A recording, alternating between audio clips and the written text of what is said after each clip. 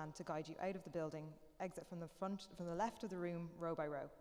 Thank you for your patience, as leaving may take a little longer than usual. The objects in this room are also historical artefacts, so please be careful and don't touch anything. Dublin Fringe Festival is core funded by the Arts Council and Dublin City Council, and the principal patron is Ballymore.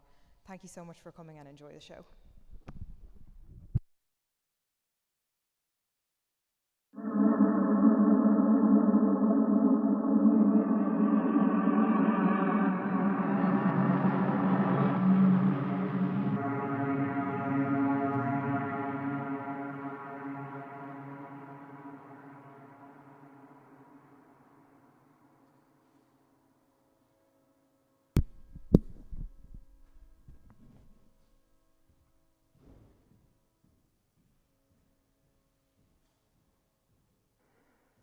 The year is 2030, the last decade being something of a vortex.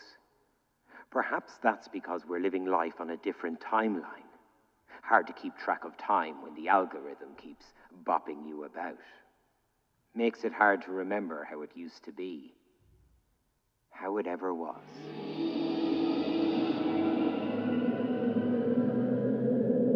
The first collapse was the biggest shock. As shocks go. We were all numbed to reality by then. Still, it was a shock. Perhaps because it was the most visible, the most present in everybody's lives. At least growing up it was, before the media conglomerates truly entered the field. Sitting hour after hour in front of a convex screen that became flatter and flatter as the years passed. As did that which we spent our days engrossed within. New technologies became more prevalent. Still, the national broadcaster never seemed to change. Don't get us wrong, it did try dipping its toes into the internet. Its video player, for example. Well, the less said about that, the better. Less obvious was its foray into digital radio. When it was announced in 2019 these stations were closing, there was barely a tremor, apart from those that tuned in loyally to Gold, which one supposes says a lot about the listenership. That should have been a red flag. That the national broadcaster had given up on the future. Alarm bells should have rang then. They didn't.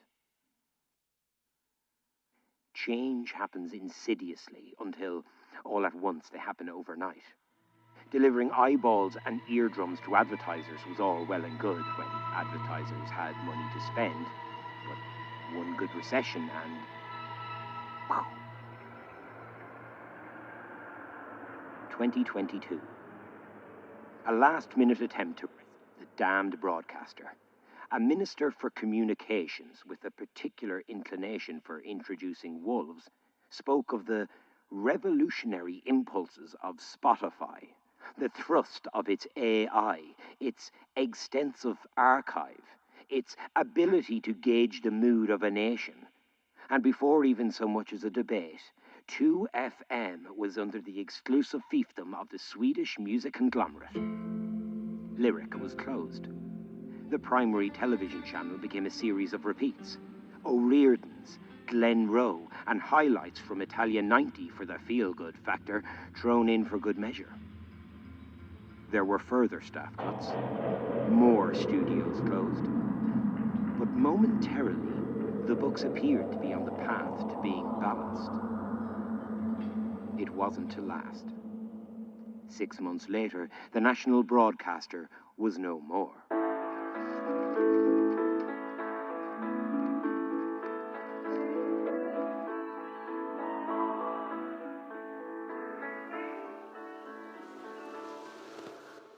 It was the first in a series of state institutions to collapse. Healthcare and education mostly returned to the Catholic Church, with some of the hospitals ending up privatized in backroom deals. More worryingly was the fact that it was broadly welcomed.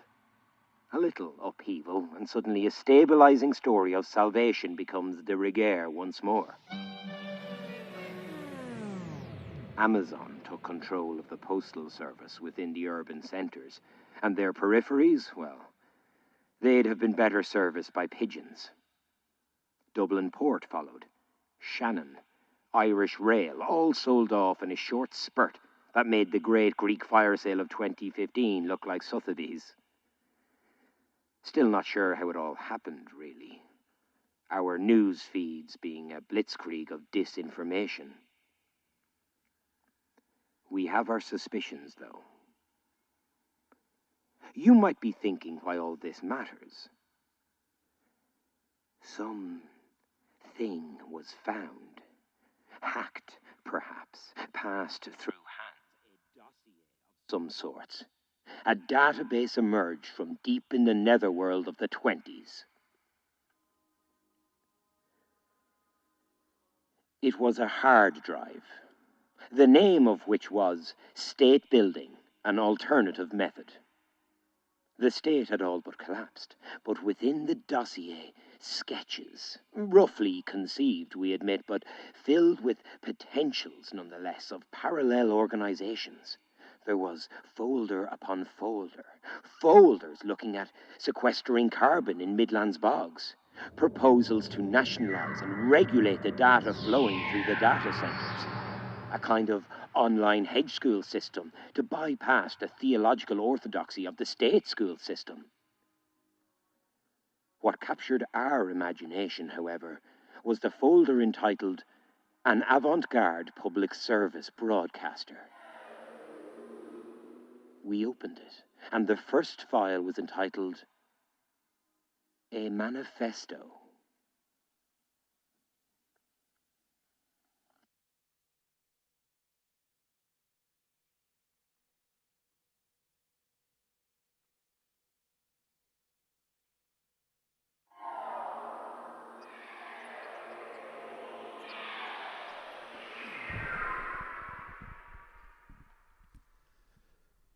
A manifesto of Avant Garde Public Service Broadcasting. An Avant Garde Public Service Broadcaster is a broadcaster with the express intention of counteracting the alienating tendencies of neoliberalism's abstraction of reality. It recognizes that an atomized society is a depressed society. It recognizes that a depressed society is a dangerous society. It recognizes that media, under the auspices of market forces, is a death drive for meaning and the exchange of information. An avant-garde public service broadcaster is a medium to connect individuals to communities and to empower communities to community and political action. It does so by situating the broadcaster in the local rather than being centralized in urban centres. It does so by commandeering public buildings for the specific use of broadcasting, media training, public participation, socializing, and education. It does so by envisioning a decentralized network of local broadcasting hubs centered in both urban and rural centers, an attempt to physically ground the broadcaster in people's lives rather than a centralized hub removed from the public that it's serving. An avant-garde public service broadcaster recognizes the complexity of the public, and any attempt to define them is an exercise in exclusion. It aims to facilitate the empowerment of publics by creating an open source broadcaster, allowing the publics to create programming for the platform rather than allowing others to speak for them.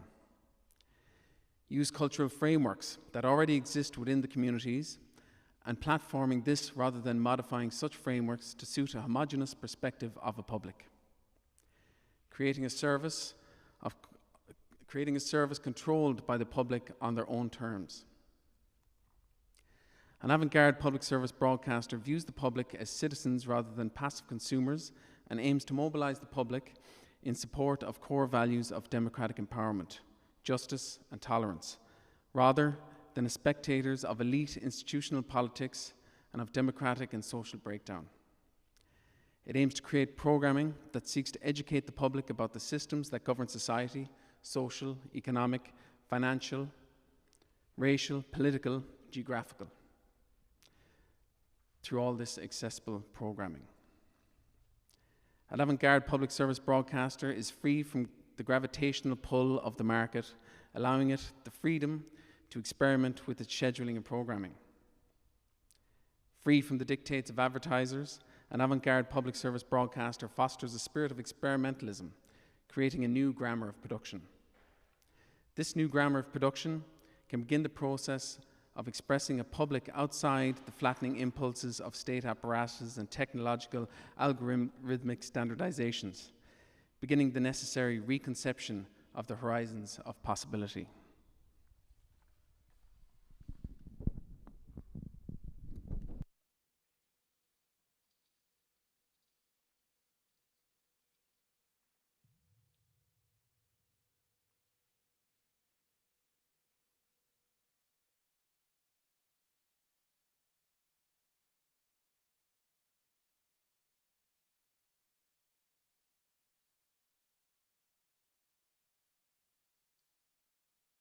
Hello. Hi all. Thanks for coming. And thanks Tom for a stirring rendition of the manifesto. Tom is one of the original co-creators of the archive of the Avant Garde public service broadcaster. And it took quite a while for us to track them all down. There's 8 in total. So we had to trawl through a hell of a lot of online forums, Twitter threads, WhatsApp depositories, in order to find those involved of the making of the Avant Garde public service broadcaster. Some of them are no longer with us, sadly. But those that are have joined us today to help us navigate the archive, which we laid our hands upon. The Avant Garde public service broadcaster has never existed, and it doesn't exist now. What does exist is an idea, a framework for thinking of a new method of broadcasting with different objectives. So there'll be 2 talks today, exploring different aspects of the archive, and each will last 45 minutes. In an hour and a half, it can't be a comprehensive overview of the different aspects of the broadcaster, but it's a starting point. So, the first panel will be on the broadcaster's relationship with publics and politics, and the second will be on sonic experimentation and a decentralized broadcaster. Once again, we encourage you to share your thoughts and ideas on the mirror boards, which are online, but sorry, you can't use your phone now, so those that are on the camera can. And also we have the archive uploaded onto the DDR site, so it's under the Fringe tab if you want to take a look and explore the archive after the show. So now I'd like to welcome Stephanie Costello to the stage, who's going to chair the first talk. Stephanie is editor of the Dublin Inquirer. Here's Steph. A reader-funded newspaper in the city. Thank you. Cheers.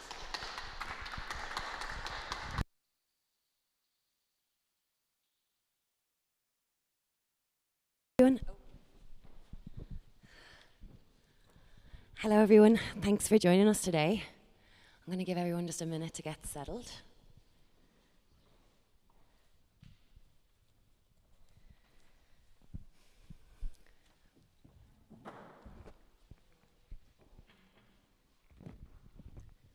So first I think we're just going to do some introductions. So my name is Stephanie Costello, as Sean pointed out there.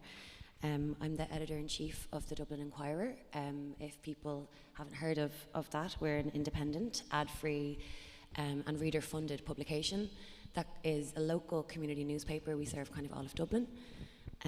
We're interested in public service journalism. We cover housing, transport, the arts, and local governance. I'm also a PhD student in journalism, and I I'm very interested in alternative media models, transparency, trust, and local journalism. So we'll go around in a circle and introduce ourselves. Hi, my name is Beulah Zugo. Myself and Giselle are co-founders of the Erin and I Archive, which is a digital archive for Black migrants here in Ireland. So it is online and it sort of prioritizes collective and community memory. So that is how we build our collections. Hi, my name is Giselle Dumba, and I am also, as Beulah said, a curator from the Erin and I Archive, which documents Black lives in Ireland. Hi, my name is Mark Cullinan. I'm a postdoctoral researcher in the School of Applied Social Studies in University College Cork. And I've done some research in the past on public service broadcasting in Ireland and its journalism, how it's responded to the economic crash in 2008 and the aftermath.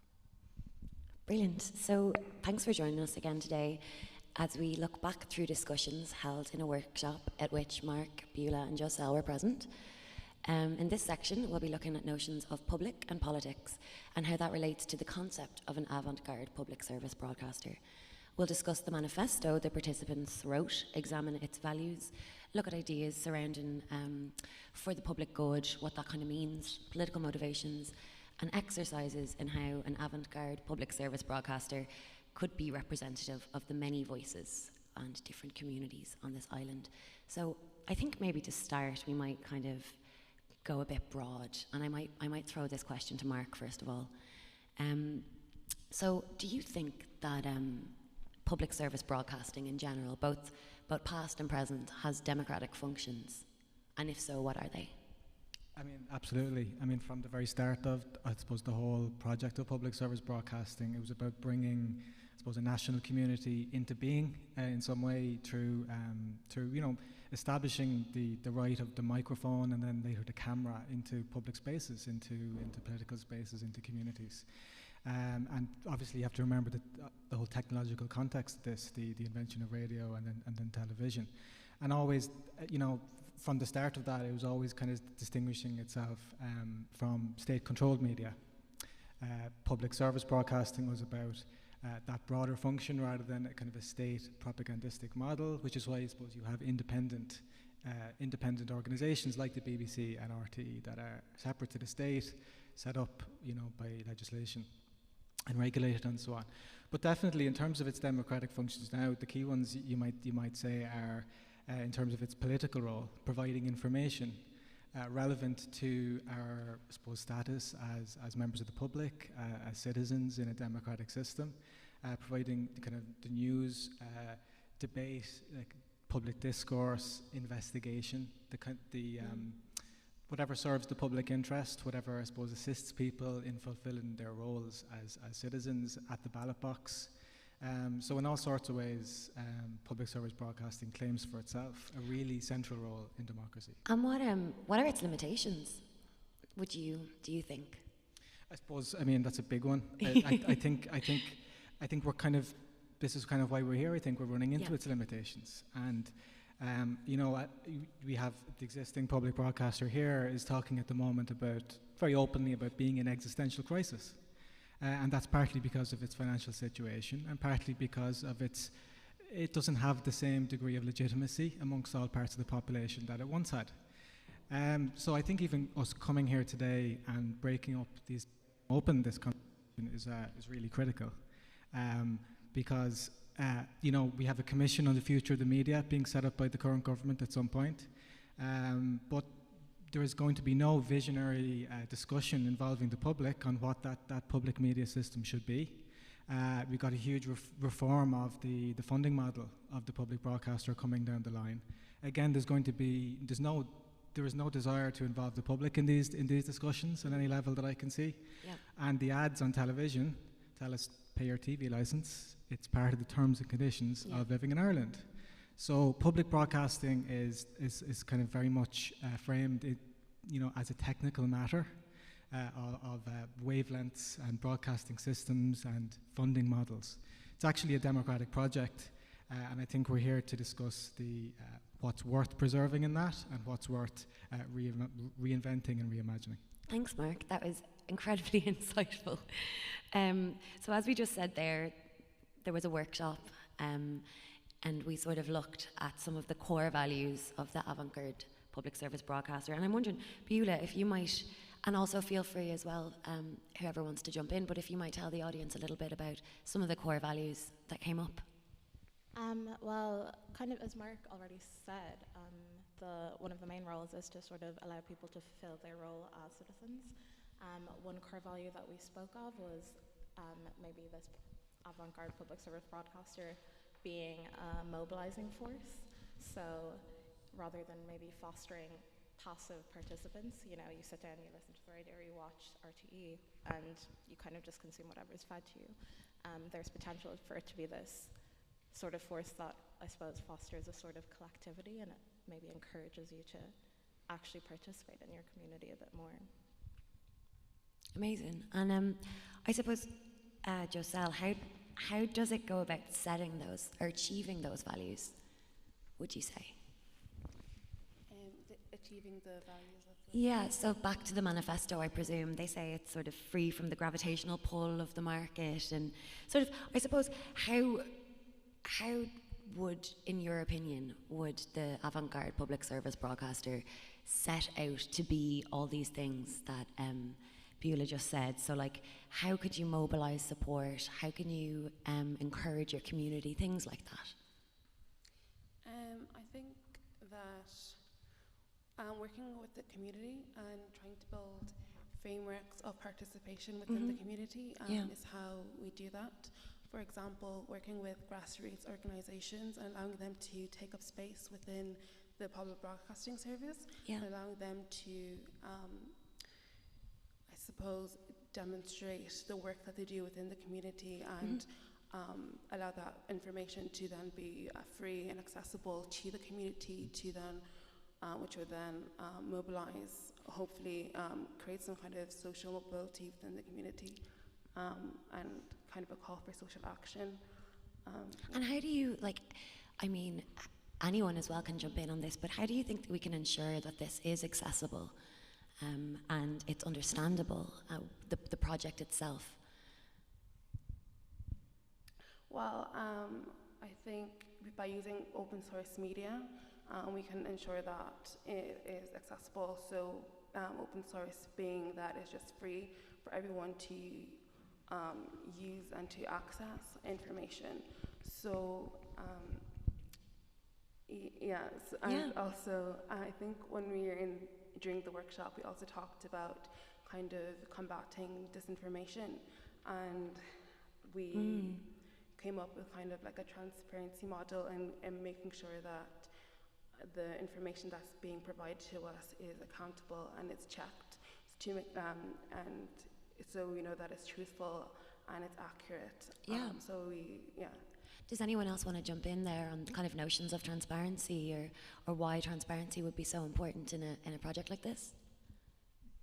Yeah, I think even just on the broader point around what do these ideas necessitate in terms of institutional form? And I think what we've discovered is that formal independence of a public broadcaster doesn't mean that it can realise all the public goals, the very high-minded goals that, which we can quibble around and disagree with very fundamentally, but also that the idea of independence doesn't actually necessarily deliver on the functions that we might like to see. So, you know, we mentioned independence from the market. Well, at the moment, RTE exists somewhere between the state, the political system, which controls it in various ways, and the market, on which it relies for 50% of its income. But it goes a lot deeper than that. We actually have a neoliberalized model of public service broadcasting, where so much is driven by the logics of audience research, market research, data, the demands of to spend money on the independent sector, some of which are very, very large companies, which may be run in all sorts of ways and have values and ideals that we may actually reject as members of the public. And how could it and should it indeed be funded? I don't know if anybody has any ideas about that. Would it echo and mirror the current funding of or the past funding of public service broadcasters, or are there any ideas around new ways that these things could be funded, perhaps based on a subscription base, or but yeah, I don't know if anyone has any ideas on that. There are, I mean, there's various ways of doing that. I think the key thing is that it's beyond the control of the political system. I mean, there's been various ideas suggested. One, is that people would have a media voucher. Every member of the public would have a voucher amount of money that they could spend on the media option of their choice. Now, we might say, well, how does a public system fit into that? Yeah. Does that mean we're abolishing the institution? And that public media is actually a type of media rather than an institution at all? And that's a discussion worth having. But also, I think the key thing is that it's fully publicly funded, and that it's beyond the control of governments. But I think the funding picture is one part of it. It's about power and control more broadly over who produces, with what values, on what terms, and with what involvement of the rest of us. And I suppose, to kind of look into a bit more of that, I've had a look at the manifesto, and there's, parts and mentions about the public and the public good. And I'm wondering what broadly, I suppose, constitutes the public good, and can an Avant Garde public service broadcaster speak for a public? How do we do that? How do we define a public? If anyone has any thoughts on that? I think that there is the potential for this broadcaster to be localized rather than centralized and sort of locate itself within different community spaces. Yeah. And I don't know if we can actually imagine or decide on one grand public good. That public good might have to be, you have to kind of you have to kind of recognize the limits of a service like this, and maybe the public service broadcaster isn't the deciding factor, that's not the role for this thing. It just has to kind of be there to facilitate whatever good the public decides and reflect that. Yeah, I agree with you on that. I think that the public broadcasting service doesn't define the public or create the public. I think the public creates themselves, and publics are kind of created based on maybe interests, locations, or identities as well. Yeah. So the public good is very specific to each of those different groups. I think that the public can overlap in, for example, you can belong to 2 or more different publics. Yeah. But I think in general that the public has to, or the groups of people have to decide what they want to see represented within the public broadcasting service. Yeah. Yeah. And how do we, notions of what a public is, obviously it's impossible to define, and ideas and notions around a public sphere, which has been, brought up and debated, many times around what is a public sphere, and is it a healthy part of our democracy? It kind of allows us to sort of debate things, and it gives time and space, but I suppose is that sphere broken when we look at it through a lens of maybe a media that is in the hands of so few, and by that, they get to essentially decide what a public is, or what is for the public good. I suppose on that, how do we create a vision that we're trying to do? And obviously I know that we don't have all the answers, but how do you create a vision for the public? I think you kind of mentioned it there, Joselle, as well, without creating a homogenous entity, without just creating something that's basically everything and nothing at the same time. So as I was saying, so the public is basically the public is formed from different different groups based on maybe their location, their shared interests, and identities. How do you get trust? How would you foster trust with those communities? From your experience, even. Well, I think that going into those communities and kind of allowing or providing kind of resources for those communities to be kind of cultural creators, and allowing them to kind of control and be deciders of the media that's provided to them. And so basically allowing the public to control their narrative that is kind of written about them, and to that's. And do you think, I suppose, Mark as well, and Giselle, do you think it's important for a public, or why is it important for a public to control their narrative? Well, I mean, we are the public, and or those publics really. I think who is being addressed by public media as it exists today. They're white, they're Irish, they're heterosexual, they're settled, and they're Catholic, and they're probably politically very centrist as well. And this is sort of the archetype that is spoken to from you know, the radio programs, news programs, debate programs. Sure, we have diversity within that, and if you look at RT's its autumn schedule, I have it with me. If you go through it, you can see, well, it's actually ticking all the boxes on diversity. Yeah. It's challenging us to debate. It's involving us in national conversations. It's doing X, Y, and Z, and it can tell a very compelling story that it's actually doing a lot for a lot of people.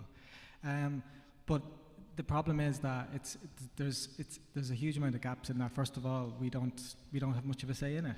You know, I mean, there's a documentary scheduled on the housing crisis later this autumn. Okay, we're going to be talking about that all day when it comes out, or at least those of us who watch it. Is that going to be it? You know, the rest of us are living the housing crisis, but it's just one box to be ticked on public broadcasting's, you know, universalist schedule. Well, it's not really universal if you're only kind of treating. If a topic is hit once a year, or something like climate change. But on the broader question of the public's creation, I mean, public broadcasting is always addressing that national audience, that kind of fairly homogenous culture, and it's done this in many countries. I mean, it's sort of intrinsic to public broadcasting as we understand it, and challenging that is really important. It really fundamentally challenges that role, and no one can define that public, which is why you know, really embracing this idea means a transformation in institutional design. What role are professionals going to have in the avant-garde public broadcaster? The gatekeeping roles are going to be very, very different. I think as well it's kind of important to know, or if you ascribe to this ideology and if you believe in it, which I certainly do, would be the fact that, you know, the media does have the power to define reality. We do that every day in our jobs. But it's also, in this country and in many countries, an exercise in exclusion. So who gets to define reality and who doesn't get to define reality is incredibly important. You know, as people say, it's the first page of the history book. And I suppose, Giselle, how do we respond and give space to a variety of experiences that exist on this island? There's just so many. I mean, how do we even start that, or can we? Or whoever wants to jump in, I don't mind jumping in. I think that we can recognise that a lot of, I suppose, cultural institutions that exist now haven't really paid attention to giving space to, I suppose, marginalised communities or marginalised experiences.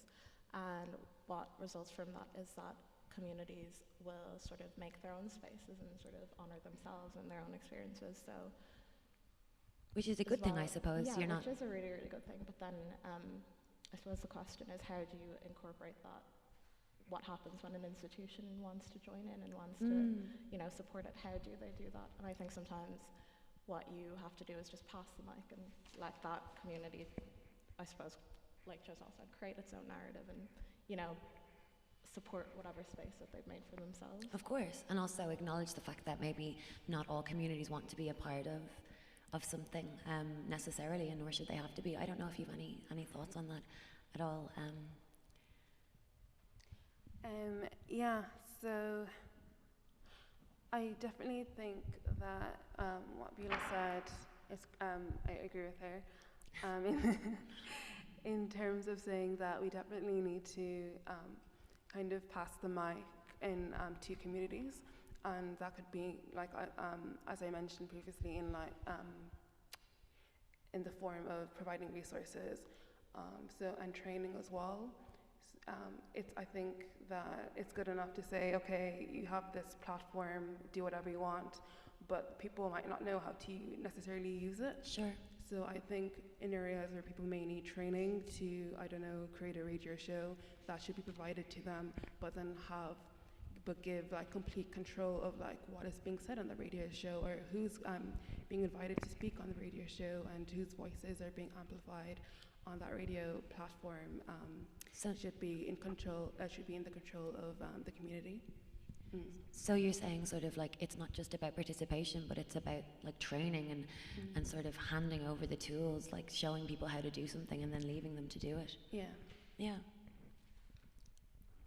I think as well, another thing to consider would be what would the actual internal structure of this broadcaster look like as well. So I guess all of those things apply if we're assuming that this is similar to the institutions or public service broadcasters we have now that like Mark said, consist of like white, straight, mostly male people. But if we were supposed to think of this radical alternative and we're completely overhauling what a public service broadcaster looks like, it can, or the employees or the staff or the people who work within it can also reflect the communities that exist in Ireland as well. They can also be diverse.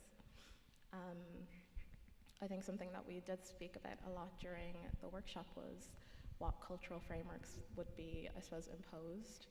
So I think when we think of institutions, like I mentioned just there, we think of like this sort of idea of professionalism. A lot of people from marginalized communities wouldn't feel invited into those spaces. So I think that if we did overhaul, we could think of a totally different structure of working. And maybe, I don't know if Mark has any input, but yeah, the broadcaster could work completely differently. It could be structured completely differently internally in a way that I suppose invites people in. Massively so. I mean, I think that's at the heart of it. It's not just about passing the mic. It's about, handing over that facilitating, supporting, but also having those power relations transformed. At the moment, diversity in broadcasting. There's a diversity agenda that is kind of building up steam now. It started with women on air, female representation, and now it's kind of looking at diversity more broadly. What's that translating into in practice? It's translating into numerical targets for representation for specific groups. So we'll have 4% LGBTQIA representation on RTE by the mid-2020 or something like that. So there's so many problems with that. It's the liberal kind of politics of identity. Who are those 4% going to be? Are we going to get radical voices, really diverse kind of voices? Are we going to get? Is it 4% of Leo Varadkar? Is it something broader than that? How do you ensure it's not a box-ticking exercise? Yeah, well, diversity. I mean, you can't have diversity as a box-ticking exercise. It has to be about. I mean, I think one of the biggest issues is the schedule. The linear schedule is incredibly tyrannical, because it says, oh well, we can only put on things that enough people are going to watch, that advertisers will pay into. Therefore, we can't have kind of niche interests or small groups represented really in mainstream programming.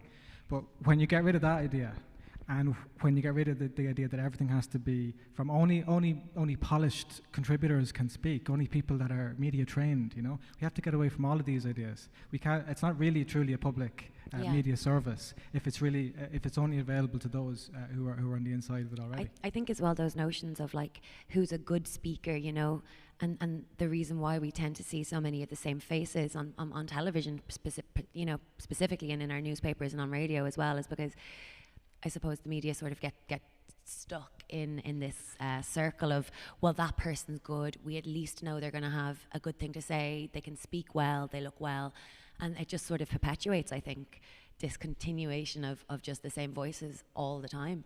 And I think in a way you have to take risks and say, well, we don't know what this person's going to sound like, but maybe they don't sound professional and polished, but maybe we're moving away from that and maybe we don't need things to sound so professional and polished anymore. Maybe it's time for things not to be, and maybe to be a little bit more rough around the edges. And yeah, I suppose I wanted to know, politically speaking, your opinions. Should the Avant Garde public service broadcaster be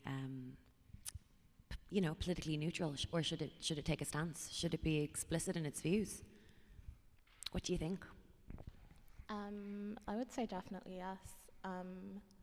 But kind of the ideas that we've just thrown back and forth now, you can sort of see that we're imagining something that has a politics of, I suppose, collectivity and solidarity. I think that it can also be political and have set political values without alienating people. You don't always have to approach politics in a way that's sort of educational. It can hold its own values and hold its own politics and sort of keep them up in its practice while not alienating anyone else as well. Do you think that's possible? I do think that's possible. It's interesting. I think that if we've created this broadcaster that is, I suppose, unpolished and radical and prioritizes the collective and pays attention to grassroots activity, those are all very much political. But they're not exclusionary, they're inviting politics as well. Because I think there's a lot of debate, you know, between this idea of like almost the view from nowhere that a lot of, you know, broadcasters would take almost, where it's like, we're just going to present you two sides of a story, and we're not going to make any sort of opinion on it. We're not going to force you to make an opinion on it. And I often wonder about, you know, even the notion of objectivity, journalistically speaking, if it's served its course, or indeed if we've any use for it anymore. So you're basically saying with this public broadcaster that it should be overt in its political views and it shouldn't take the view from nowhere. What would you think about that, Mark? I think public broadcasting as it exists now has a really ambiguous relationship to all of these things. On one hand, it says it stands outside of society, kind of narrating, you know, what's going on. On another level, it takes great pride in being a kind of a driver of social change. And it would often talk about this in the sense of the opening up to society from the 60s onwards. So there is these, but it also has that, you know, the objectivity value, the view from nowhere, as you say. So I mean, there are those contradictions there, and I think there's huge gaping holes in how objectivity works in practice. It's often something to hide behind as a professional, a cloak of professionalism. Only I really understand it. I mean, when I was meeting with journalists, when I was doing my research, they would often acknowledge, look, we know objectivity is hard to realize in practice, but it's that thing we should always aim for. It's that perfection that we can never reach, but we should go for. Which, you know, it's more honest and it's much more realistic. On the other hand, if you're going to then use it to defend against all criticism, that no, we are objective. Sure, it's in law. How could we not be? It conceals so much, because we know that an awful lot of how things are framed and presented involve choices of selection, choices of language, choices of emphasis. You look at how Golfgate was covered recently. There was a piling on from the media to get Phil Hogan out, but on various other issues, and rightly so, I would say. But on other issues, look at something like climate change. We just don't talk about it, or we very, very little. Is this objective? So these news values, these professional values, are really worth contesting, because they're not. This is not a priesthood. We're talking here about public communication, and if we're going to, if it has to be, if we want to make it a democratized system, we can't have these concepts that people don't understand, but can hide behind as professionals. We need to open up these whole things in a big way, I think. And I mean, I put it out to Joselle, but anyone just in general, what are the politics of an avant-garde public service broadcasting then? Like loosely, would they be, I know you said there about like, you know, rooted in communities and that, but is there anything else do you have any ideas that you'd like to add? Yeah, no, that's okay. I did really like what you were saying though, Beulah, about, could you like go back over that? You were saying about kind of communities and sort of it not necessarily being overtly like, are you saying on a spectrum, like a left issue or a right issue, or kind of what, like anti-racist or things along those lines? You're saying that it's rooted in, like the politics would be rooted in the communities.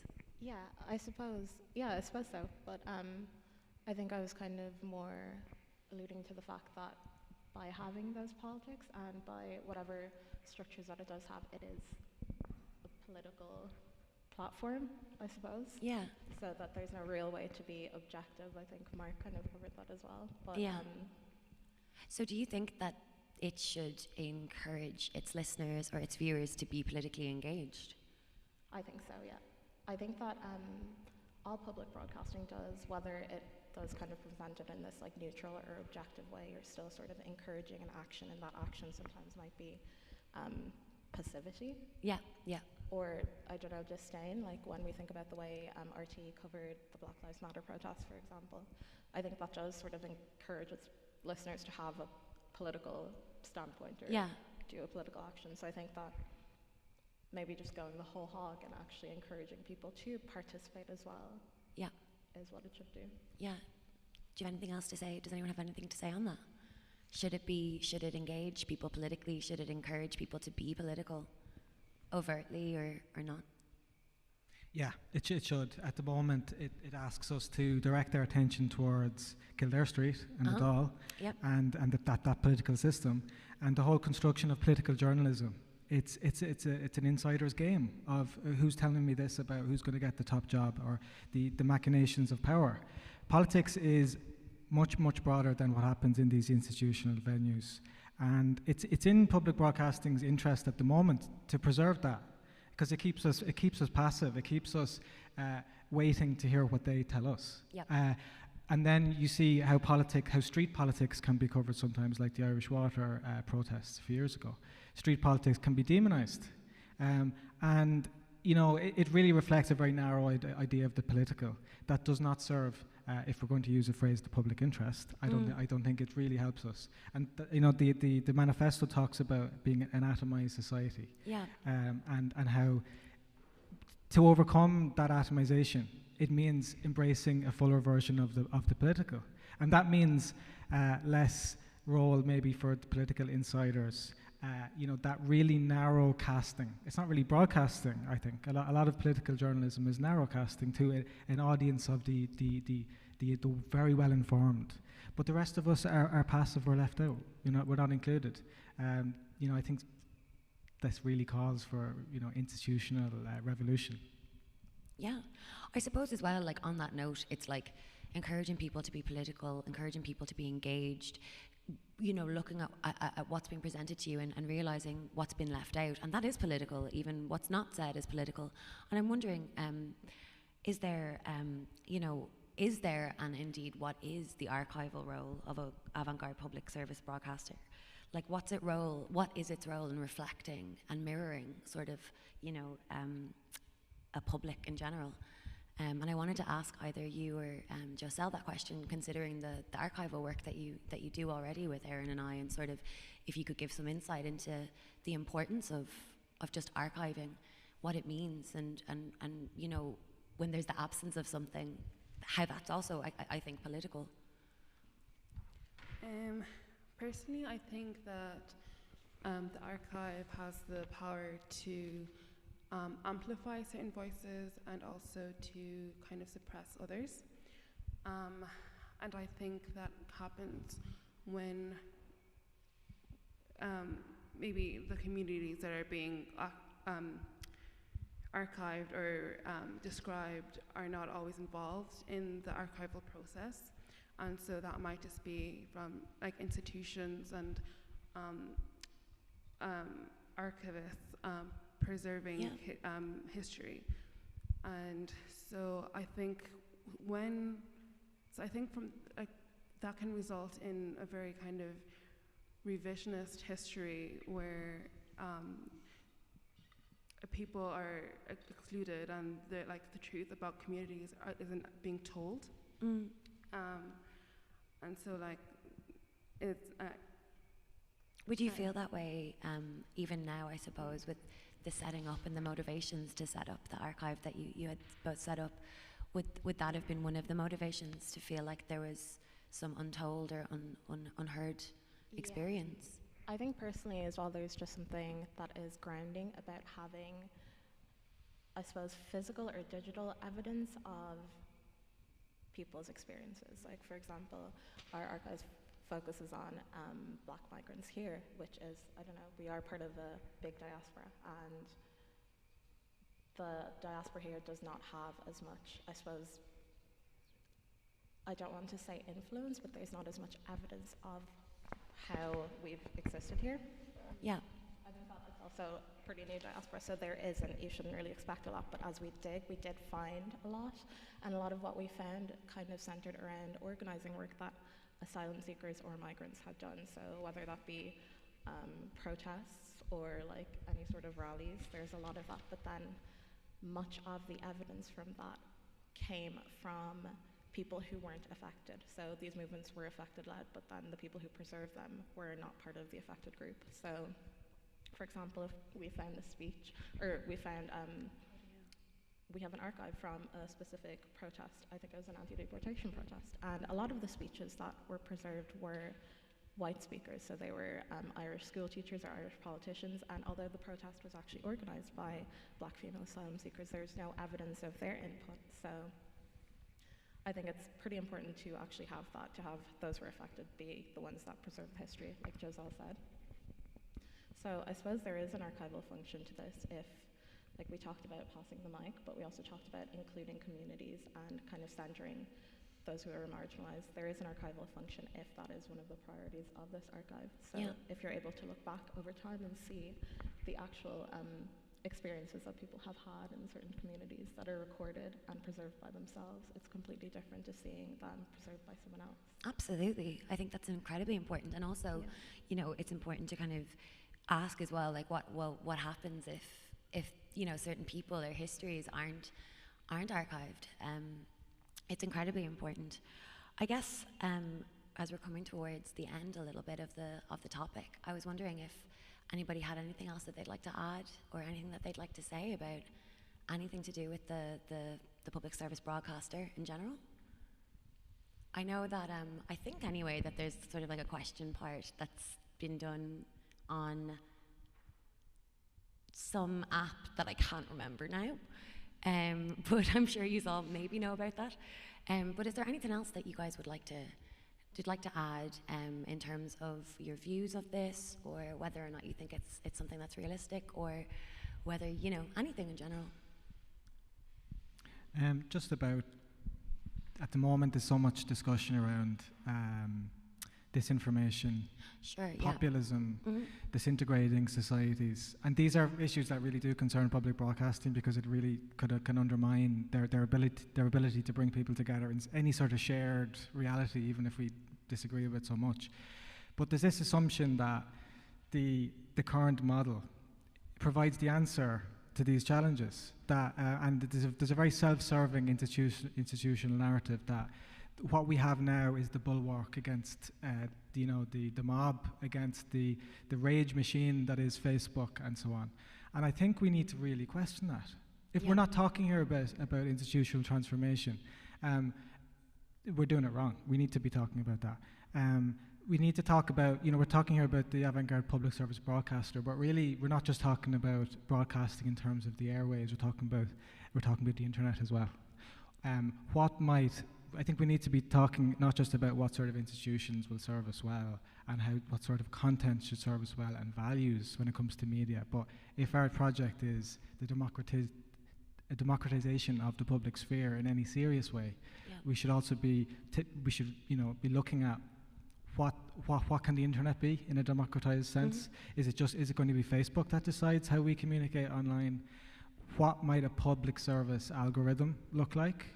Can we begin to even have any of these conversations? At the moment, I think we're being discouraged from doing so. A public service algorithm. Can you explain that? Well, if you might look at the algorithms of social media as encouraging disagreement, as encouraging, all the kind of things it privileges, which don't actually contribute to decent discourse, and which actually contribute to dividing people.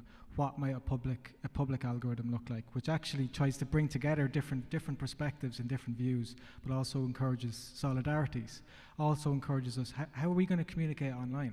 There's all this talk about, certainly within the left, how do we actually engage with each other? And all the issues which are cropping up. And the internet is part of that. It can also be part of the solution. And unless we're going to cede that whole space to the private sector, we need a public option. And we need to start really thinking about it and then start fighting for it.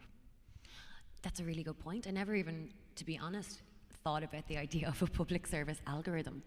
That's kind of just blown my mind now a little bit. But thank you again. And I really just want to say, if no one else has anything else to add, just thank you very, very much to Mark, Joselle and Beulah. I hope that we have gone some way in explaining or defining or trying to define something that's completely indefinable, essentially. But I just want to thank everybody for giving us the time and the space to kind of, share our views on it. And just thank you very much. I think there'll be another panel up in a little while, so just thank you very much.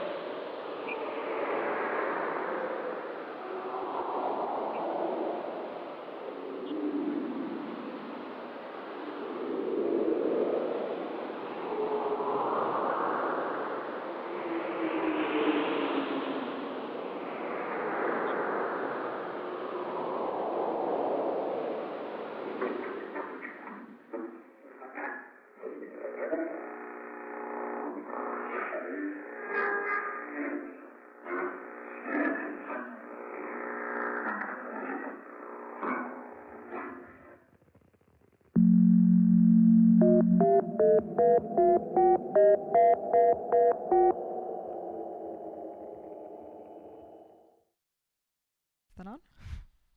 We good? Hi everybody, thank you so much for taking the time to come out to see us today. One thing that we did before this afternoon is we created these digital interactive whiteboards. You may have already seen them, but if you haven't, the details are actually on the pink slip of paper that is inside your program. If you hadn't had a chance to already participate, we'd love it if you would take the time after today's performance to give us some answers to some of the questions we've been asking. They're some of the questions that the panelists here today are talking about. What I wanted to do is just share some of the ideas and thoughts that some of yourselves and some of our community have shared with us so far. So on the topic of what does public service broadcasting mean to you? Someone said it's a safe place for art, expression, debate, Irish and foreign culture, collaboration, news and cultural events. For somebody else, it meant a broadcaster not driven for profit with little to no advertising. We asked, is public service broadcasting even still relevant? Somebody says, I think the likes of RTE hold strong in the country because there's not much choice. Somebody else says, I don't think it will ever be outdated. The broadcasters themselves might be, but the need for public service broadcasters is more urgent than ever. We asked how could the public service broadcaster help the public engage rather than just spectate in politics. Someone said in a podcast format and long conversations, not just in quick and rapid fire Q&As. We also asked how can we create space for more public representation on the public service broadcaster?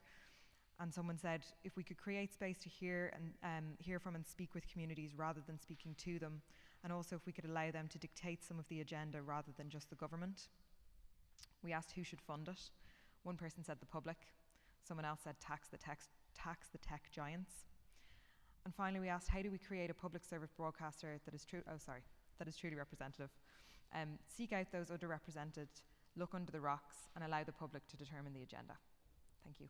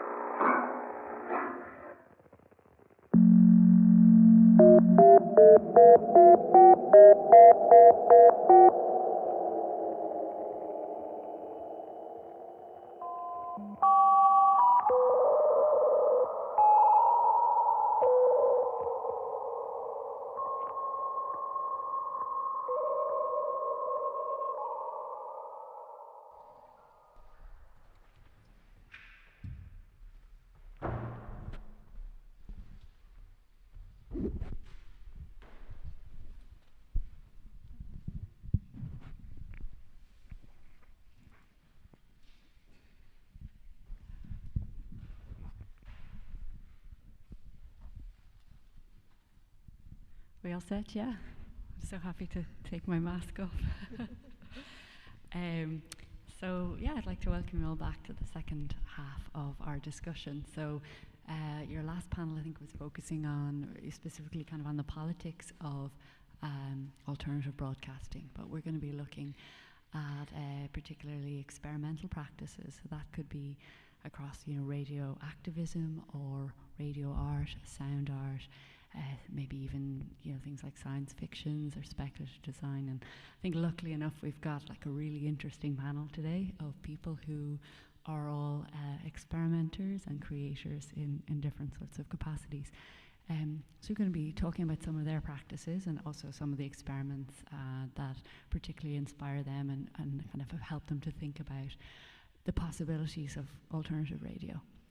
And I think we're also, hopefully if we have time as well, going to be discussing a little bit about sort of local practices as well and how those might sit within the context of a sort of a new vision of a national broadcaster. Thinking about, I suppose, drawing on some of the experiences again of people on the panel and the work that they've done variously on sort of local networks, on community radio, and sort of thinking about, how could we potentially sort of bring this in to the idea of a future public service broadcaster. So we're going to just go around actually just to begin with and introduce ourselves a little bit. So my name's Rachel O'Dwyer and I'm a lecturer in digital cultures in NCAD, which seems kind of mad now because my students have to like explain Tinder and OnlyFans and all of that crack to me, but that's my job title anyway. And I'm just finishing up actually writing a book about radio and about kind of the ownership, I guess, of radio waves and the ways in which artists and activists have kind of historically and in the present developed practices to kind of rethink that or contest that. And I'm just going to hand you over to Natalia then, and if the other panelists want to introduce themselves as well. Thanks, Rachel. My name is Natalia Bayless, and I work in sound art and music, and I have a regular show on Dublin Digital Radio. And yeah, hand it over to you. Hey everyone, my name is Paulo Neil and I'm an artist and researcher based here in Dublin. I guess my research and practice are kind of interested with media art practices and artists that kind of critique or challenge narratives around techno-solutionism. Recently I've started really kind of focusing on my efforts at looking at the internet's infrastructure here in Dublin as well. Hello, I'm Tom Flanagan. I'm an artist and filmmaker based in Galway. I suppose one of the reasons I'm here is 10 years ago, as well as taking part in the workshop. I was involved in a socially engaged public art project where I set up an unconventional or experimental radio station in a post office in the middle of Clare. So yeah, I think we're going to start by thinking a little bit about experiments in radio. So as I was saying, sometimes those practices are coming from, you know, the history of activism or the history of art. As they're coming also from contemporary practices like media art, radio art, sound art, speculative design, but also from practices like, you know, science fiction. So I think actually even one of my favorite sort of experimental presentations of radio comes from a film called Born in Flames. I don't know if anyone's seen this film. It's from the 1980s and it's directed by, I think her name is Lizzie Borden. And she, Born in Flames, it's sort of about a future socialist dystopia. So it's a dystopia where sort of a socialist revolution basically has already happened at some point in the past. But it didn't kind of go quite as planned. So even though, you know, it's a revolution and they've overthrown capitalism, things have sort of devolved back into sort of the old power structure. So it's not a system that's particularly good for women or people of colour. And these two pirate radio stations, Radio Ragazza and Phoenix Radio, emerged then as sort of practices to, they say, to kind of try and reclaim culture, to reclaim the language. And they're using then pirate radio really tactically within this as a way to reclaim space for themselves, I suppose, but also and reclaim their own identities and their own agency in that particular space. And I guess so, you know, I really like that as an example because it's sort of this speculative future, you know, that's thinking about what something like radio could be. But so we've got, you know, people, as I said, on this panel who are experimenters, who are practitioners, and I'm just really curious, maybe just to kick things off, like what are some of the experiments, either maybe your own or, you know, examples of other people's practice that are, you know, particularly inspiring to you guys? Maybe we could start with Natalia. Sure, yeah. I guess they started sort of experimenting with radio from the 20s. So in 1925, the BBC started experimenting with stereo, where you can hear sound coming in from both sides. And they did a broadcast in December of 1925 where they broadcast one part of a classical concert on one, like the right side of a classical concert on one radio station and the left side on another. So anyone who could afford two stereos at the time was able to listen to the first ever stereo broadcast. And then by the 30s, there was a group in Italy that had the radio, was it the Radio The Manifest? Futurists, is it? Yeah, the Radio Futurist Manifest. And they were experimenting with radio as art and using radio as a format to disseminate art. So they did things like did experimental war reports where it wasn't like a proper war report at all, but it was just voices mashed together. And then I think Orson Welles' kind of War of the Worlds was one of my favorite early examples of really experimenting with what radio can do. I mean, I don't know what his vision was for how far that was going to go, but it really took radio to a different place. I grew up in the States, so there you get a lot of listener-sponsored radio stations. So you get a lot more free-form radio, which is where the DJ actually gets to choose the music rather than a commercial radio station where the DJ is told what to play. And you get a lot of college radio over there and a lot of just different listener-supported stations. But I think my first introduction to proper experimental radio was there's a public service broadcaster in Belgium, in Antwerp, and a friend of mine has a radio show on there. And he was saying, oh, you know, this is a very experimental radio station. The only rule is you can't play any pop music or anything too normal. And they had a DJ come on who started playing pop music, and there was uproar and protest. And so the DJs all started doing whatever they could to weird out each show as much as they could. And one full show for a whole hour, one of the DJs just vacuumed the studio and broadcast over the airwaves just the sound of the vacuuming of the studio. And that really opened my mind to what's possible with radio.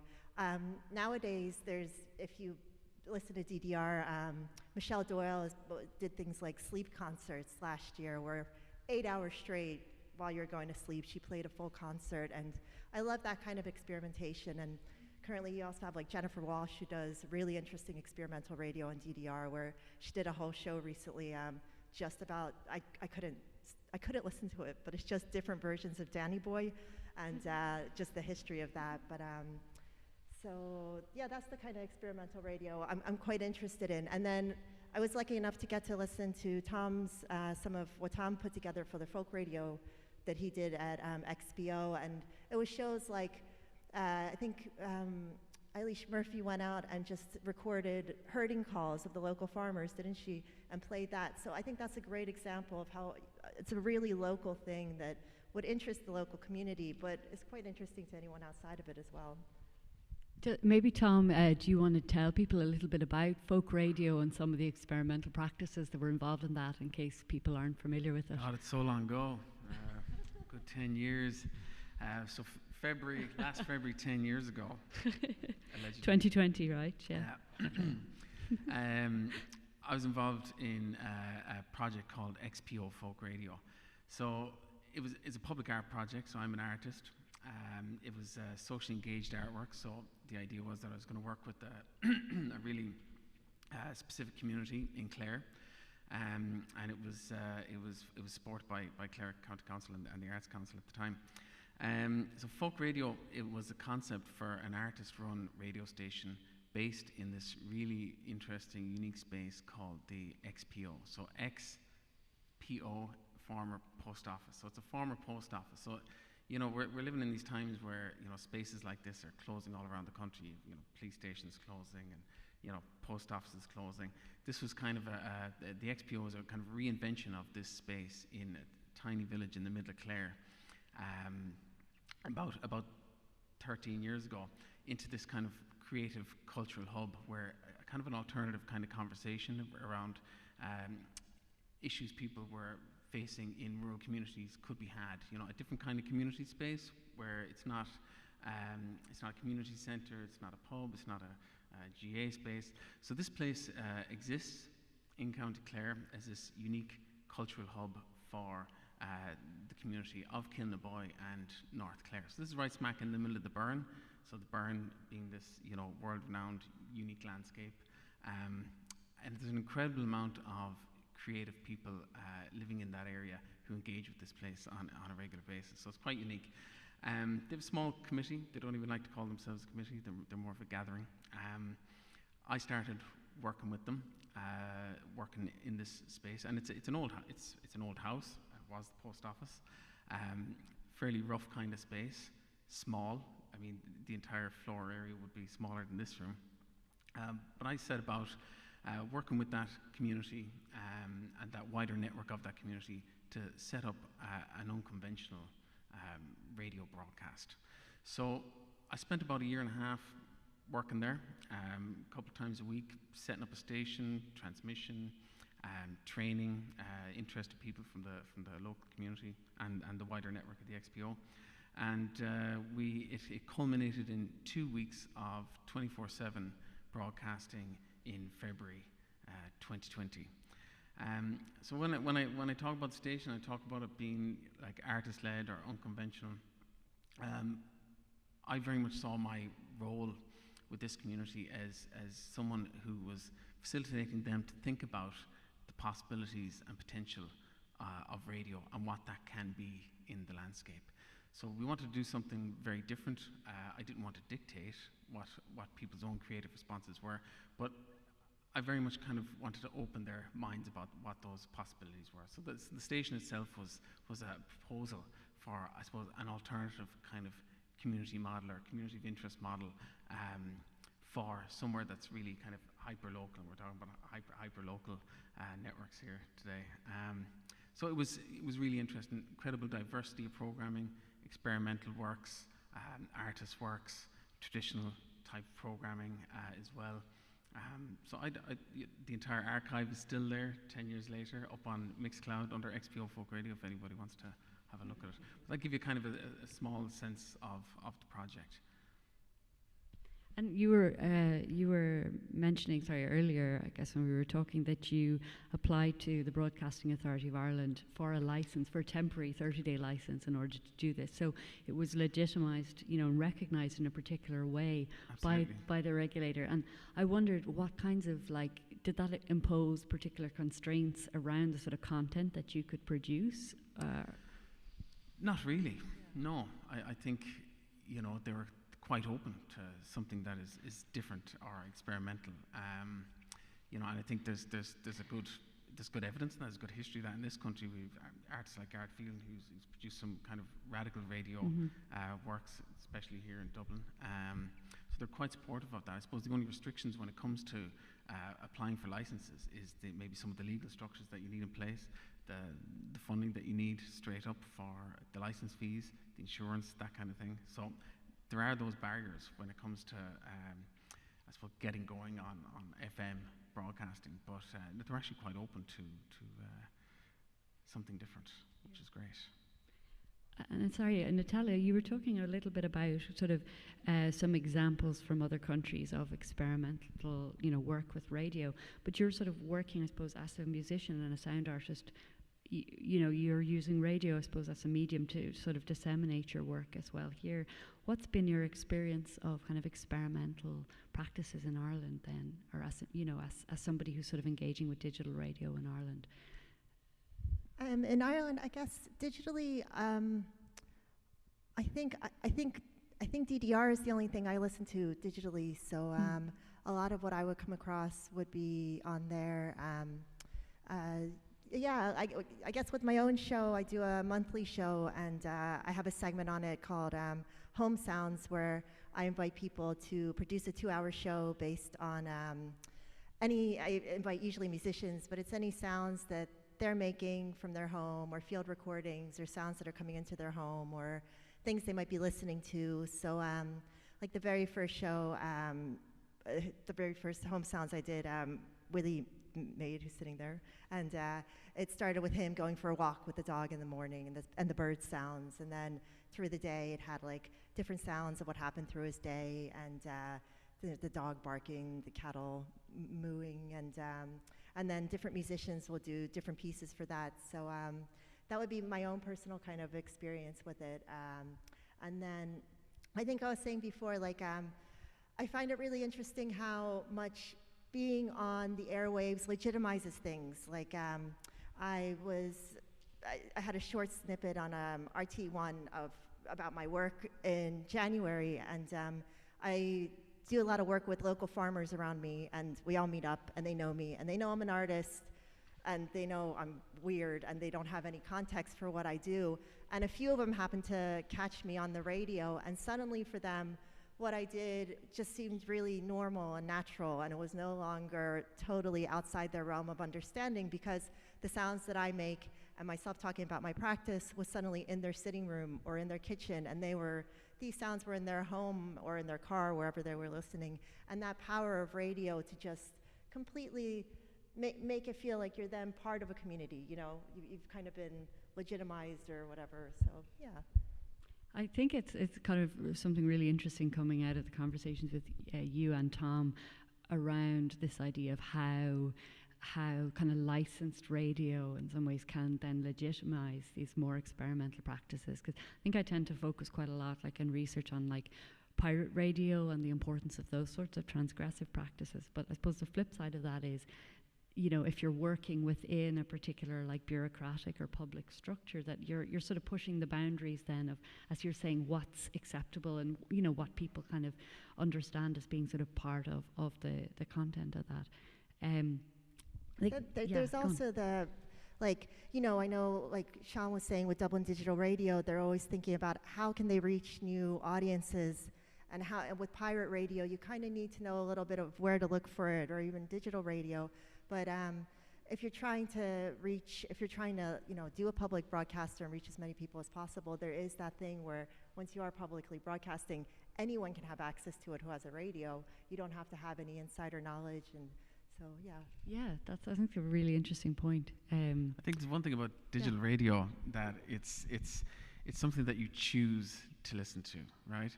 FM or terrestrial broadcasting is kind of an intrusive medium in a way. You have a device, you turn it on, and you turn that dial, and you may not necessarily, you might have a program that you're trying to tune into, but there's so much there that you don't necessarily know what's going on with it. It can kind of just enter into your listening sphere in that kind of way, whereas digital radio is something you selectively choose to put on through whatever device you're using. So there's this kind of potential of FM that you just don't have in other media. Yeah, I think something that really interesting about the terrestrial broadcast is even just the physicality of the radio waves and the way that they interact with space. So I was thinking, like, your community radio station, folk radio, was that 87.9 or something? 87.9, yeah. So it's about, that's like, it's kind of, I think it's really interesting to think of that. It's about 3 meters.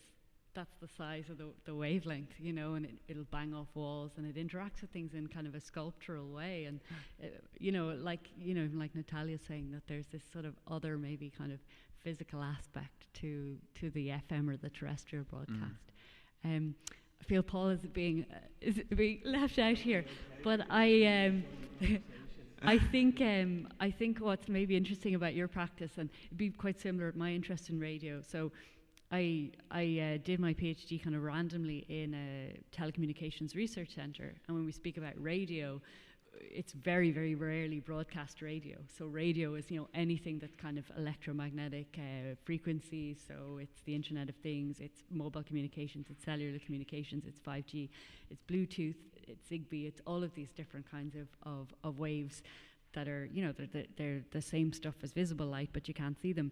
And I know kind of from knowing Paul's practice a little bit that he's quite interested in that sort of expanded sense of radio and some of the practices that are sort of quite political practices, I suppose, that are happening in that space, in that kind of expanded radio space. And I wondered if you could speak a little bit about some of the kind of experimental radio works that you're drawn to outside of broadcast. Sure. Yeah. So I guess, what's within this context that I'm interested in, like the internet culture and web, and this kind of materiality of, very simply, like, how does it all work, like what's going on when I'm on my phone, and where's the data coming from, etc., and looking at different practices that kind of engage with this or subvert it and critique it. So Wi-Fi is something that, like, I'm always looking at, and there's a lot of, like, really nice projects there, and also software-defined radio. So just talking about locally, Kalina Harmy's work, Fixed Everything, where she was using software-defined radio to get weather satellite images as they cross over. You mentioned Michelle Doyle, so maybe not, as a tandem to Wi-Fi, I'm also really interested in, like, off-grid practices as well. So I know Michelle did the USB data dump, where it was basically like all of these digital artifacts put on a USB key, which was then kind of made to look like a social services card. So I find that really interesting, and that kind of reminds me of work by artists such as Aaron Bartol, who has this project called Dead Drops. It's quite a few years old now, but basically it was, again, putting, like, content onto USB keys, but then kind of hiding them all over the place, all over the city. So it was kind of like playing with these, like, espionage tropes, but also kind of making the point that the only way you can keep your stuff safe online is by actually keeping it offline and putting it on a USB. So, like, the documentation you'll see people going up to a wall with their laptop and like sticking it in to get this data. Not anything that anyone should try now in terms of, I wouldn't trust anyone's USB key. And then also, yeah, I mean, like work like by Sarah Grant and the critical engineers. So Sarah Grant has a project called You Are Here. And again, it's just using Wi-Fi, so local Wi-Fi networks for kind of distributing news and content. So basically, we're all in this room, and this is our little community, and we just use the Wi-Fi. We create our own Wi-Fi network to tell our own stories, etc., etc. You're kind of just off-grid and forgetting all about the internet and all the kind of problems that are there. Also, one last one that I really like, Vitol, who's a Russian artist. He's got a project called Hotspot Poet, which is just poetry, lines of poetry coming out on SSID on Wi-Fi networks. It's really, really nice. And again, it's like, you know, it's only ever there for a couple of minutes, and once it's gone forever. I like the way, actually, the practice you're talking about, they're sort of imagining like other kinds of formats or for radio programming, because, you know, we think of radio, I suppose, broadcasting as having, it has a very particular kind of a structure, you know, in terms of often the programs are in like particular kind of time segments, and they're kind of, what's the word for things that are happening in real time, I guess, whereas some of the things you're thinking about, they're like, could you imagine like radio broadcasts that were ephemeral, that like disappeared after a particular amount of time, or radio that you had to physically go to a particular place to experience that, or, you know, that it only, that you had to like plug into a USB in a wall or something. I think that's really kind of interesting. Just seeing how we do for time. We go, maybe we could talk a little bit about sort of our other topic today, which is this sort of idea of, I suppose, thinking about the value of some of these local practices.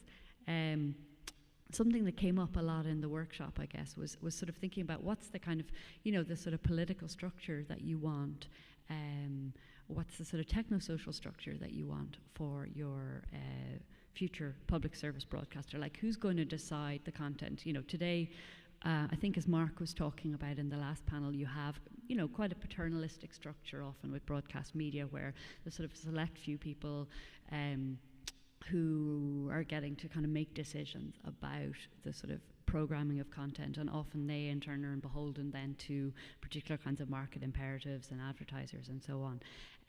So often there's a push towards imagining some kind of like a decentralized structure where you don't have those kind of very, very strong kind of commercial or state actors at play. And I suppose, you know, one of the questions that comes up all the time is, you know, how could you sort of imagine that? And maybe, you know, one place to start is by thinking about sort of very sort of localized sort of practices. I was just talking to the guys about this earlier, but like one of my favorite examples of a sort of an alternative radio, actually I have a few examples I really like. One I really like is, I don't know if people have heard of the mini FM movement in the 1980s in Japan. So people got really fed up with sort of, again, like state control of radio.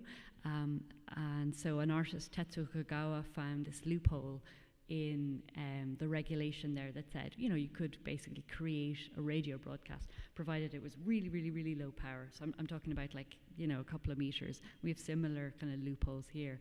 So they started setting up these like tiny, like tiny mini FM stations, basically, so that you had as many broadcasters as you had receivers. And that really took off there. And sort of another example I was thinking about is very different, is in a completely different time and place, but I was thinking about sort of what's called low power FM in the US, which similarly was sort of playing around with regulatory loopholes there, where I think, you know, you could maybe set up a radio station so long as it was extremely low power, so like 1 watt. And there's a station called Black Liberation Radio that was set up in the 1990s in Springfield in Chicago by a couple, what are their names? Bana and Dia Katako. And they set it up basically in their flat in this project.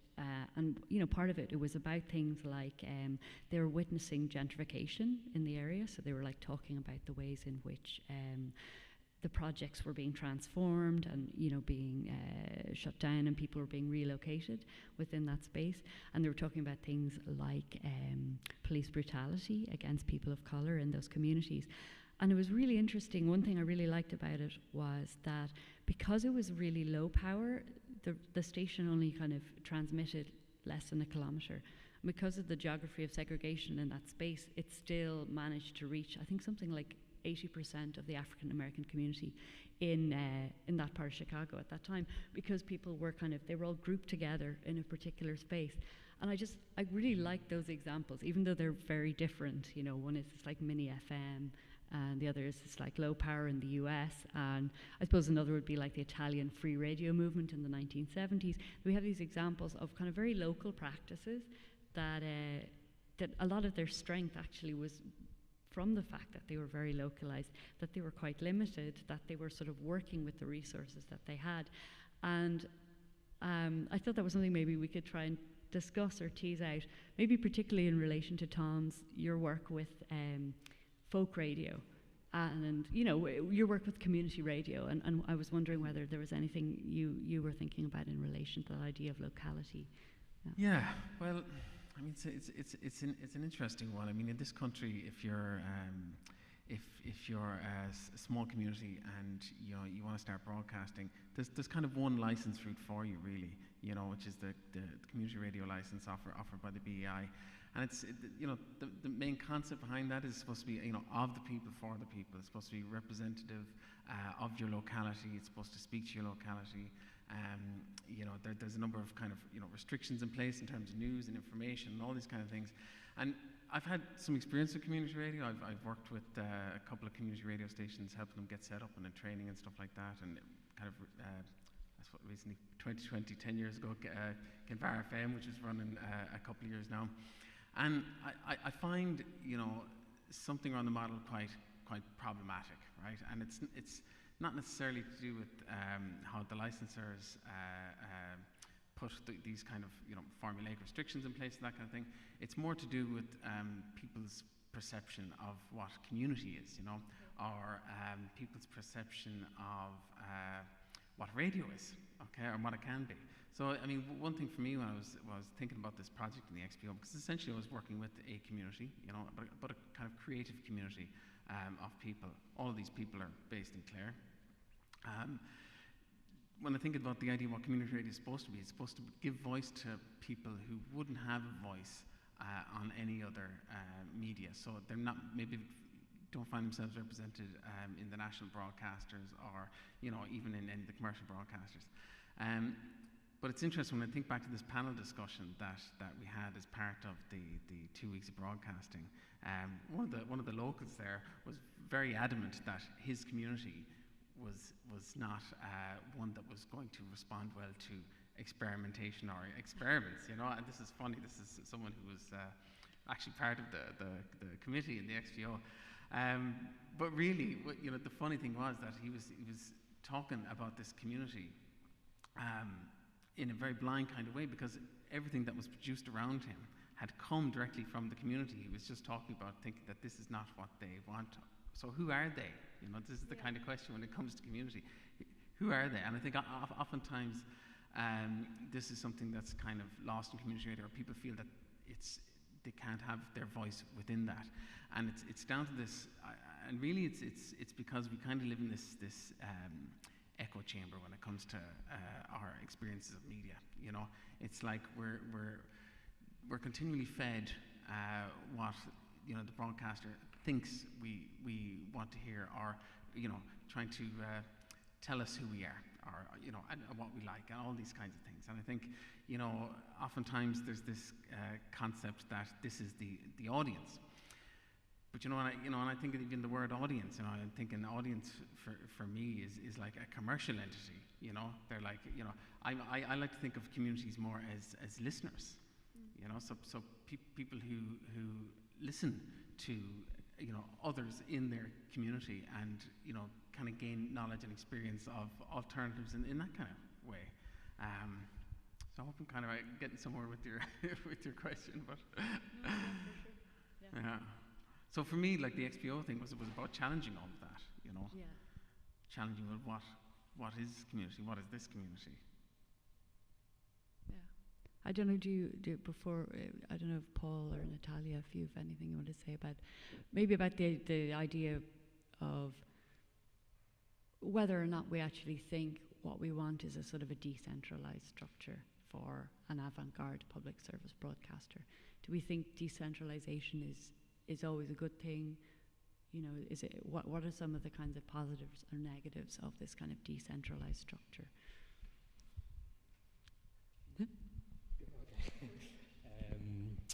Yeah, I guess I'm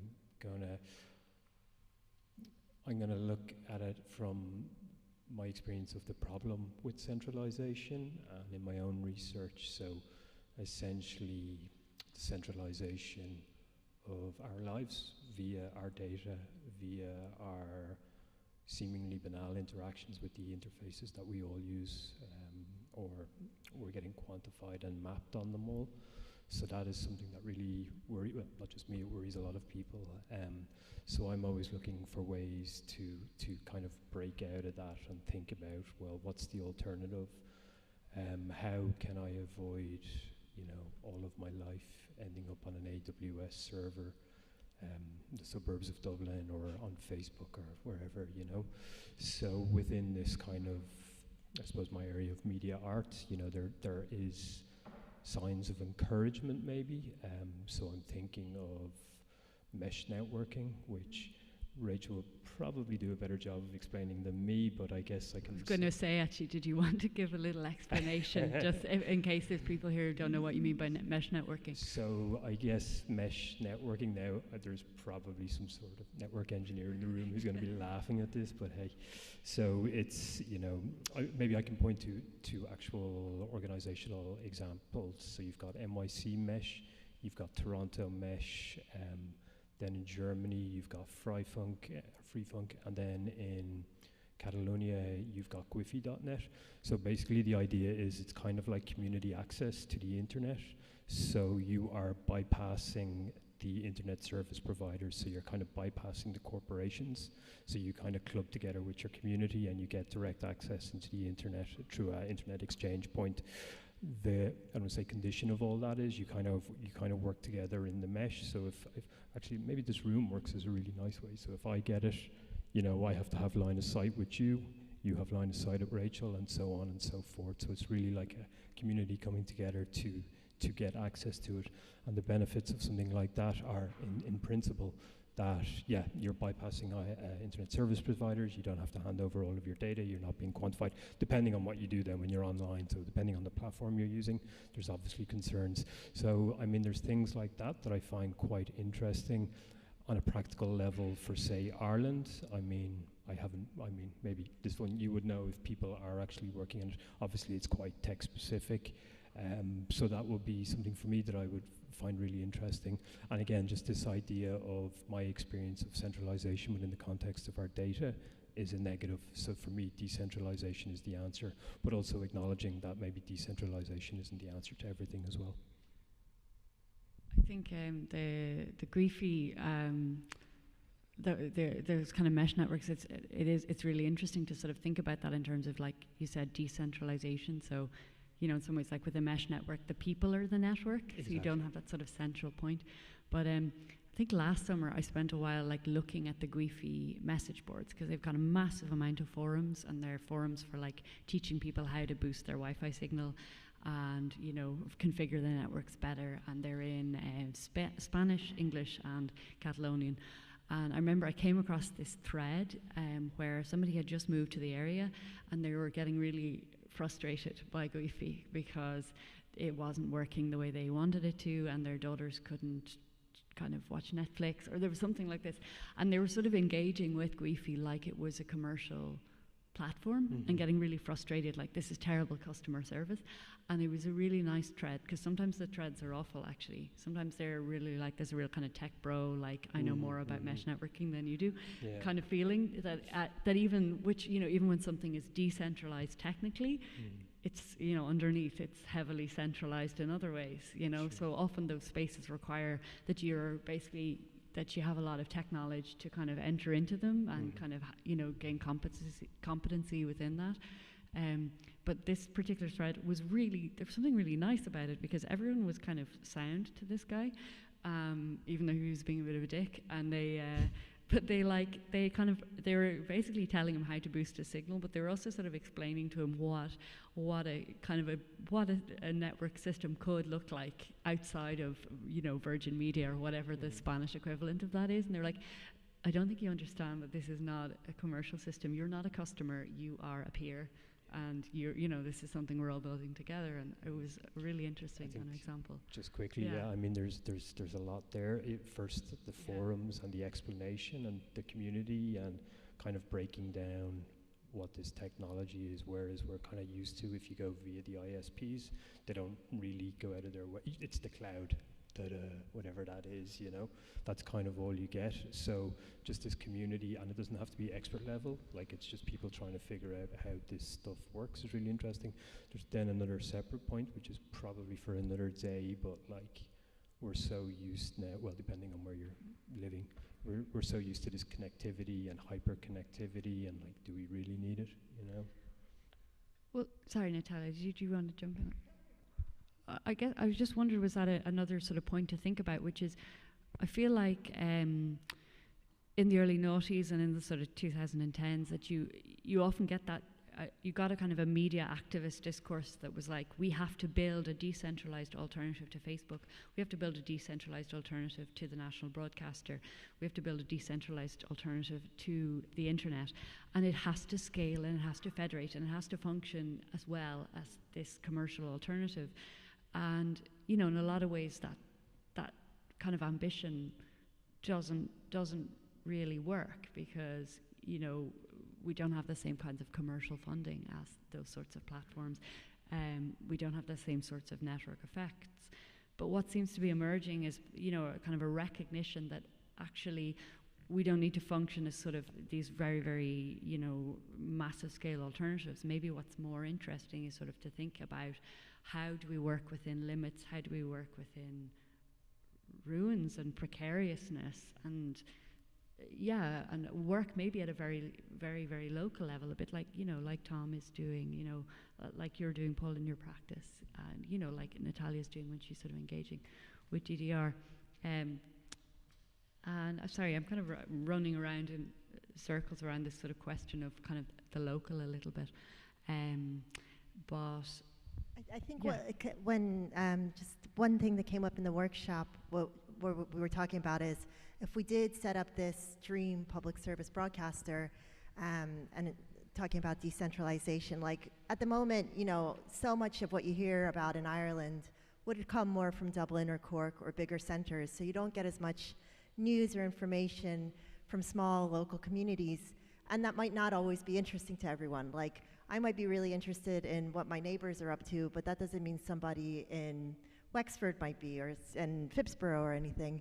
But we were talking about what kind of dream network could you have where it was decentralized, where it wasn't so focused on where the money is or where the larger populations are, and it was more focused on small local communities, but try to figure out a way to do it that anyone could tune into. So we were saying, like, wouldn't it be interesting if you had a big public service broadcaster, and then you had loads of small community stations, and they could all feed programs into that public service broadcaster. So for 24 hours, you know, one show is coming out of Phipsborough and a local community station, and then the next show is coming out of Kilnaboy or anywhere, and trying to figure out a way to get these radio and all this training and equipment to the local communities, and then all over Ireland, and then also have access where anyone can tune in if they want to, but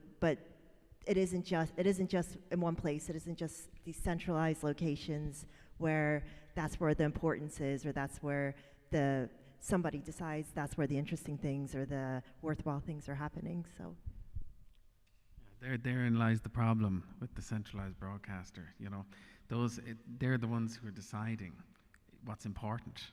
You know, and this is why decentralization is so important. It has to be somewhat democratic or egalitarian in terms of who makes those decisions about what's important nationally. You know, but locally, it needs to have that multitude of voices, and maybe that's why the whole thing collapsed in the first place, because it wasn't doing those kind of things, and people don't see themselves. The whole idea of public service broadcasting is that you should see yourself reflected somewhat within it, and if you're not, then it's doomed to failure. I think one of my favorite kind of histories of that is in, I mentioned it just very briefly there, the free radio movement in Italy. I don't know if you guys have come across that. It was in the 1970s. Somebody, or maybe a group, they basically challenged state ownership of the radio spectrum. So, since the Titanic sank in 1912, governments around the world have regulated who can transmit on particular frequencies. And, that's why Tom had to go and apply for 87.9 FM. And, I can't just set up a radio station and start terrestrial broadcasting tomorrow. Well, you can, but I can, but they'd come and take my equipment fairly quickly. And but so basically in Italy in the 1970s, somebody said, actually, we don't think this is particularly democratic and we don't like what you're doing with it. And they brought some kind of court case against the state and won. And overnight, the spectrum so all the radio waves in Italy were liberated. So nobody owned or controlled them again. So it was like pre-1912 again. And what happened was just kind of amazing. All these tiny little community radio stations popped up. So I think there was over 300 local radio stations in Italy at that particular time in the late 1970s, and they were heavily politicized. So they were kind of, run by these sort of autonomous Marxists who were, so they were very, very political, and they used all sorts of kind of local structures. Like they used phone-ins as a way to sort of get people to engage with the radio station. And the philosopher, Felix Guattari as well, he was actually heavily involved in it and sort of wrote a lot about the philosophy of it. And sort of thinking about, how could you sort of connect together these? So rather than thinking about sort of a one national broadcaster, that you had all of these sort of small little nodes, and they were sort of allowed to do their own thing and to be quite different, but they, in some way, they would kind of also come together and form something a little bit more coherent on top of that. So that was just kind of a moment where there was an experiment a little bit like that. How long did it last? So it lasted, I think, I never know how it's pronounced. I've never heard anyone say it. So one of the biggest ones, there was Autonomia Operae, and then there was Radio Alice. I don't know if it's Radio Alice or Radio Alice, but Radio Alice was a big one. And it was about 10 years, and then again you've got these new sorts of commercial structures emerging. So you have this kind of moment of possibility, and then I can't remember exactly why, but gradually things started re-centralizing a little bit, I suppose, and you've got more sort of powerful actors. You've got, new sort of commercial radio stations re-emerging around that. But you still have that kind of strong tradition, within Italian radio culture, I think we're entering into a potential moment now, in a way, because, there's this kind of movement across Europe, like FM for culture. Because if you think of the way a lot of the commercial stations have gone, public service broadcasters as well, they're moving into this kind of more digital realm of broadcasting. I think Norway, a number of years back, completely, finished all of their FM spectrum broadcasting, for example. So where things like digital and DAB and all that have kind of taken over. So all of a sudden, we're entering into this space now where all of these frequencies have opened up. That you've got the full spectrum of FM. Over time would be empty radio space. So there's an opportunity here for that to be, taken back and reappropriated, and Yeah. I don't know. So I think we have about 2 minutes, or just 1 minute. So I don't know if anyone if you have any kind of finishing comments, anything you didn't kind of get to say that you're kind of burning to say. No? Okay, well, maybe we'll finish it up there then. Okay. Thanks a million. Thanks, everybody. Thank you.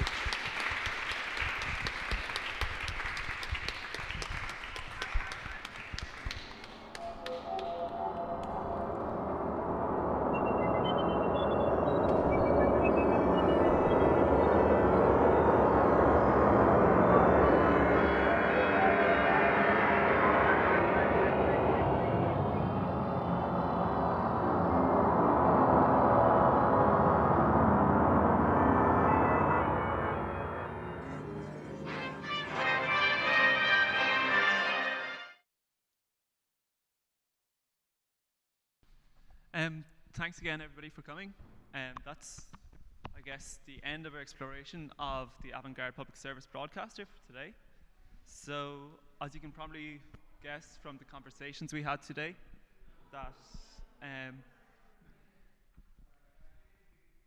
these conversations are not over.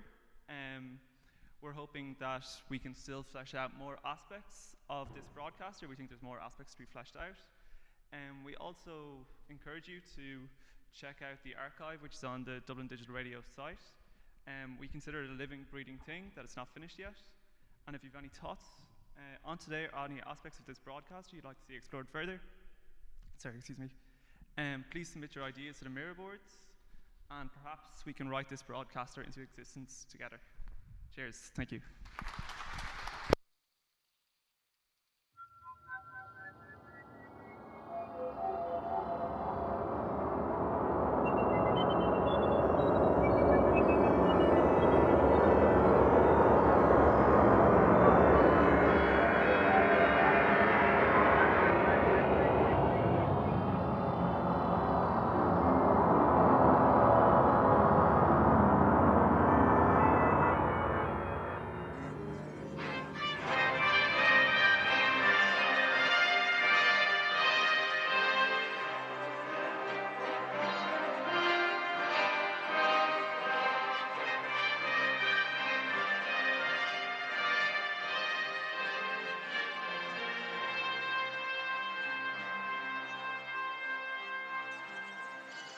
Nature,